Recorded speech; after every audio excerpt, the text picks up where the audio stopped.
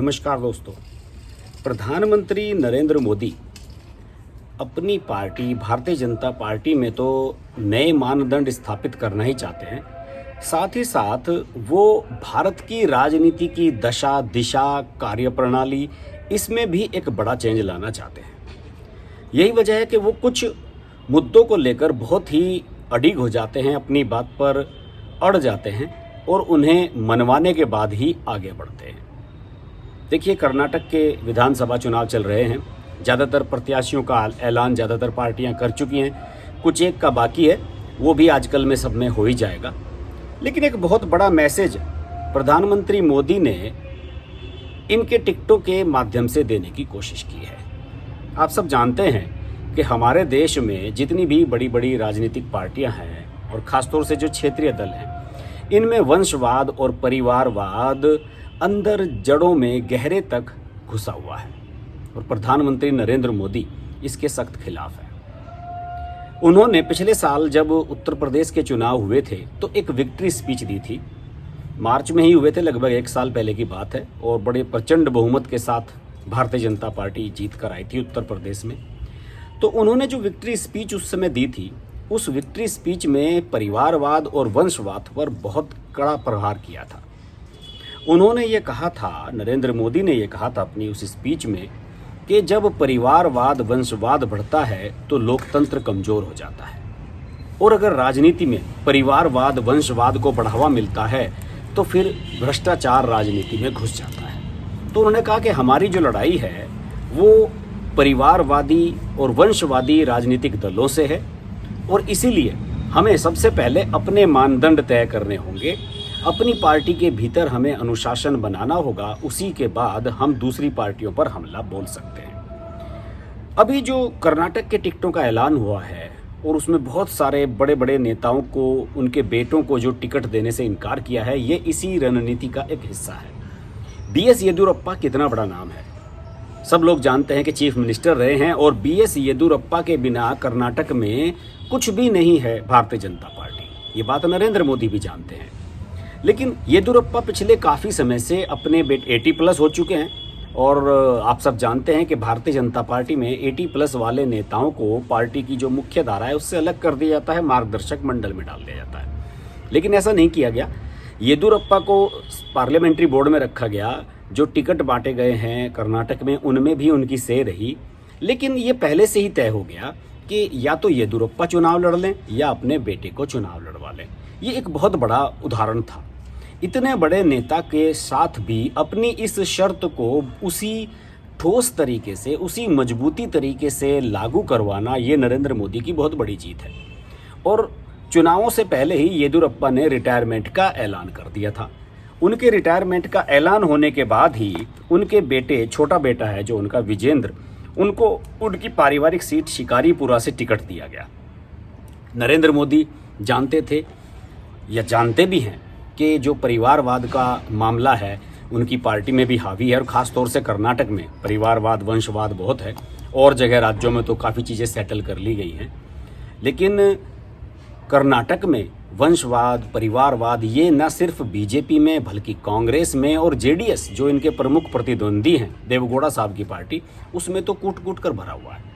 और उन्होंने एक बड़ा मैसेज ये देने की कोशिश की कि देखिए, हमारा यहाँ मुकाबला परिवारवादी वंशवादी राजनीतिक नेताओं से है, और इसलिए हम परिवारवाद पर बिल्कुल भी नहीं चल रहे हैं। उन्होंने कई लोगों को टिकट देने से इनकार भी किया। जैसे विजयनगर से 3 बार के MLA आनंद सिंह अपने बेटे सिद्धार्थ सिंह का टिकट मांग रहे थे, लेकिन उनसे कहा गया कि या तो खुद टिकट ले लो या बेटे को टिकट दे दो, और बेटे को टिकट दिया गया, बाप का टिकट काट दिया गया। इसी तरीके से हकेनी सीट से 8 बार के उमेश कट्टी की पिछले दिनों मौत हो गई। मौत होने के बाद ही उनके बेटे निखिल कट्टी को टिकट देना मंजूर किया नरेंद्र मोदी ने। दूसरे कई और दिग्गज ऐसे नेता हैं जो टिकट मांग रहे थे अपने लिए, अपने बेटों के लिए, लेकिन उनके बेटों को टिकट नहीं दिया, कहा कि आप ही मैदान में उतरिए। जैसे बड़े नेता हैं गोविंद करजोल, वो अपने बेटे गोपाल के लिए नागथन सीट से टिकट मांग रहे थे। V सोमान हैं जो गोविंद नगर से अपने बेटे अरुण के लिए टिकट मांग रहे थे, लेकिन बेटों को टिकट देने से इनकार कर दिया, कह दिया कि आप अभी चुनाव जीत सकते हैं, आप सक्षम हैं, इसलिए आप खुद चुनाव लड़िए। देखिए किस तरीके से सारी चीज़ों को प्लान किया है नरेंद्र मोदी ने। आप सब लोग ये भी जानते हैं कि इसके दुष्परिणाम भी हो सकते हैं। राजनीतिक गलियारों में ये भी चर्चा है कि हो सकता है कि जिस तरीके से लोगों को टिकटों से इनकार किया गया है, कुछ लोगों ने नाराज़ हो गए हैं, जैसे कि पूर्व चीफ मिनिस्टर जगदीश शेट्टार, उन्होंने तो ऐलान कर दिया कि मुझे टिकट नहीं दिया गया है तो मैं तो पार्टी ही छोड़ रहा हूँ। हालांकि उन्हें राज्यसभा की सीट ऑफर की गई है, सुनने में आ रहा है केंद्र में मंत्री बनाने की भी बात चल रही है। खैर वो अलग मुद्दा है, लेकिन परिवारवाद के मुद्दे पर नरेंद्र मोदी का जो फार्मूला था वो अभी तक जस का तस है। हो सकता है कि इसका उन्हें नुकसान भी हो जाए, लेकिन नरेंद्र मोदी 2024 को देखकर चल रहे हैं, क्योंकि वो जानते हैं कि उन्हें इस देश की सबसे बड़ी परिवारवादी पार्टी कांग्रेस से मुकाबला करना है और कांग्रेस में गांधी नेहरू परिवार का कब्जा है। उनके खिलाफ जो उनकी लड़ाई है नरेंद्र मोदी की, वो उस गोल को अचीव करना चाहते हैं।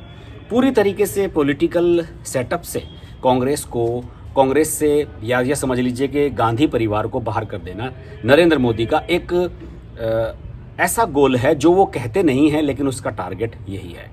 राहुल गांधी को हरा दिया, उनकी दूसरी सीट जो जहां से वो वायनाड से जीते वहां से उनकी डिस्क्वालिफिकेशन हो चुकी है। इसके अलावा सोनिया गांधी अब पार्टी की अध्यक्ष नहीं रही, अध्यक्ष पद राहुल गांधी को भी छोड़ने के लिए मजबूर होना पड़ा और ये कहना पड़ा कि साहब हम गांधी परिवार में पार्टी का अध्यक्ष पद चाहते ही नहीं। ये सब किस वजह से हुआ? ये सब उसी वजह से हुआ जो नरेंद्र मोदी ने परिवारवाद और वंशवाद के खिलाफ लड़ाई चलाई हुई है। उत्तर प्रदेश का ही मैं आपको उदाहरण देता हूँ। उत्तर प्रदेश में शिवपाल यादव अखिलेश यादव से नाराज थे। विधानसभा चुनाव के बाद वो चाहते थे कि मैं बीजेपी ज्वाइन कर लूँ। हालांकि समाजवादी पार्टी के टिकट पर ही विधायक चुने गए थे इस बार भी। आजमगढ़ का जब उपचुनाव हुआ, जब अखिलेश यादव ने लोकसभा सीट अपनी खाली की, तो वहां से बात चली कि शिवपाल यादव चुनाव लड़ सकते हैं। लेकिन शिवपाल यादव हैं होशियार आदमी, बहुत ज़्यादा होशियार बन रहे थे। उन्होंने कहा कि साहब मैं तो अभी विधायक हूँ सपा का, मेरे बेटे आदित्य को आप टिकट दे दीजिए आजमगढ़ से, वो लड़ लेगा और वो जीत जाएगा, इसका मैं वादा करता हूँ। लेकिन नरेंद्र मोदी ने इस सौदेबाजी से इनकार कर दिया। उन्होंने साफ तौर से कह दिया कि नहीं साहब ये परिवारवाद नहीं चलेगा, आपको अगर हमारी पार्टी में आना है तो आइए, ऐसा नहीं चलेगा कि आप समाजवादी पार्टी में रहें और आपके बेटे को हम टिकट दे दें। तो नरेंद्र मोदी इस तरीके से काम कर रहे हैं। स्वामी प्रसाद मौर्य की बेटी है संघमित्रा मौर्य। स्वामी प्रसाद मौर्य बीजेपी छोड़कर पिछले चुनाव के समय उत्तर प्रदेश में जब विधानसभा के चुनाव हुए चले गए थे अखिलेश के साथ। अब सुनने में आ रहा है कि उनकी बेटी संघमित्रा मौर्य को शायद इस बार बीजेपी टिकट नहीं देगी। बीजेपी ने तय कर लिया है कि उनकी बेटी को टिकट नहीं दिया जाएगा, जो कि इस समय सांसद हैं, शायद बदायूं से सांसद हैं उत्तर प्रदेश से। दूसरी ओर जेडीएस और कांग्रेस परिवारवाद से बुरी तरीके से प्रभावित है। उनकी लिस्ट मैंने जो देखी थी, नाम बताने में कोई फ़ायदा नहीं है, लगभग 8-10 ऐसे पिता पुत्र या पिता पुत्री हैं या माँ बेटा हैं जिनको टिकट दिए गए हैं कांग्रेस में। कांग्रेस में देखिए एक टिकट तो बड़ा दिलचस्प है। 92 साल के एस शिवशेखरप्पा बड़े नेता हैं पार्टी के, और उनके बेटे हैं 7 बार के एमएलए मल्लिकार्जुन, बेंगलुरु से किसी की सीट से चुनाव लड़ते हैं, उनको टिकट दिया गया है। दोनों 92 साल के पिता भी लड़ रहे हैं, उनका बेटा भी टिकट लड़ रहा है।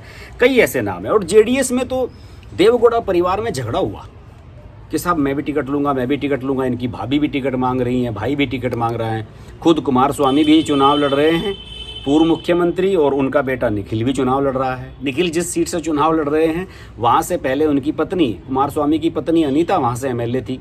देखिए सब कुछ। इसके अलावा जो इनके परिवार के ही मेंबर हैं, जेडीएस के सीनियर लीडर हैं जीटी देवगौड़ा, वो भी चुनाव लड़ रहे हैं। उनके बेटे हैं हरीश गौड़ा, वो भी मैदान में हैं। तो इस तरीके से कर्नाटक का जो टिकटों का ऐलान है या कर्नाटक का जो चुनाव है, उसके माध्यम से नरेंद्र मोदी, भले ही उन्हें लग रहा है कि भले ही बीजेपी इस बार सरकार ना बना पाए, भले ही पिछली बार की तरह हंग असेंबली आ जाए, लेकिन नरेंद्र मोदी एक बड़ा मैसेज देश की राजनीति में देना चाहते हैं।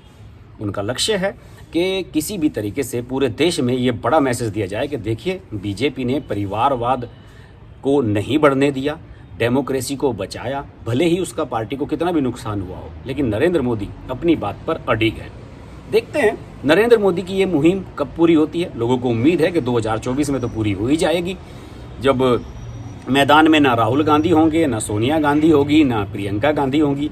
तो लगभग नरेंद्र मोदी अपनी आधी से अधिक जंग जीत चुके हैं। अब उन्हें अपने पार्टी के अंदर सुधार करने हैं, और अपनी पार्टी के अंदर सुधार करने के बाद उनके सामने ये मौका खुल जाएगा या उनके सामने इस तरह की बहुत सारी अपॉर्चुनिटीज़ आ जाएंगी, वो खुलकर कह सकेंगे देखिए हमने अपनी पार्टी में परिवारवाद ख़त्म कर दिया और अब हम परिवारवादी पार्टियों को ख़त्म कर देंगे। इससे सबसे ज़्यादा घबराए हुए कौन है? लालू प्रसाद यादव अखिलेश यादव, ऐसी पार्टियां जो वंशवाद में आगे बढ़ रही है, या फिर एनसीपी शरद पवार की। देखते हैं नरेंद्र मोदी की ये मुहिम कब कामयाब होती है। आपसे चर्चा होती रहेगी, आप जुड़े रहिए मेरे साथ। नमस्कार।